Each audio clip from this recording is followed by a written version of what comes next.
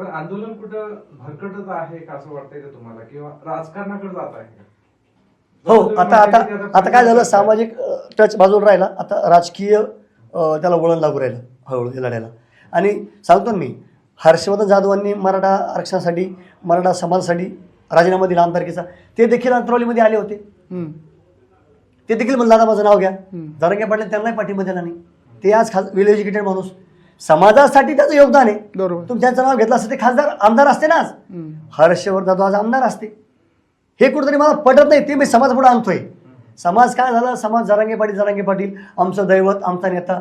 माझं तुम्हाला विरोध नाही. संघर्ष योद्धा म्हटलं जातं. हो, बिलकुल संघर्ष होता. मी पण संघर्ष योद्धाचे. आमचाही संघर्ष ज्यांना माहिती आहे ना ते बोलत नाही.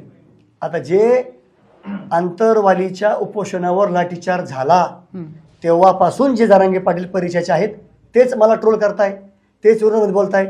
जे मला ओळखतात गेल्या 20 वर्षापासून त्याची एकाची कमेंट नाहीये.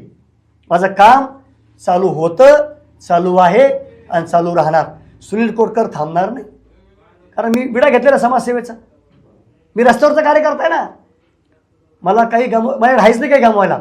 मला गमवायची काहीच भीती नाहीये. ज्याला भीती आहे ते बोलत नाही, पण मला कशाची भीती नाही.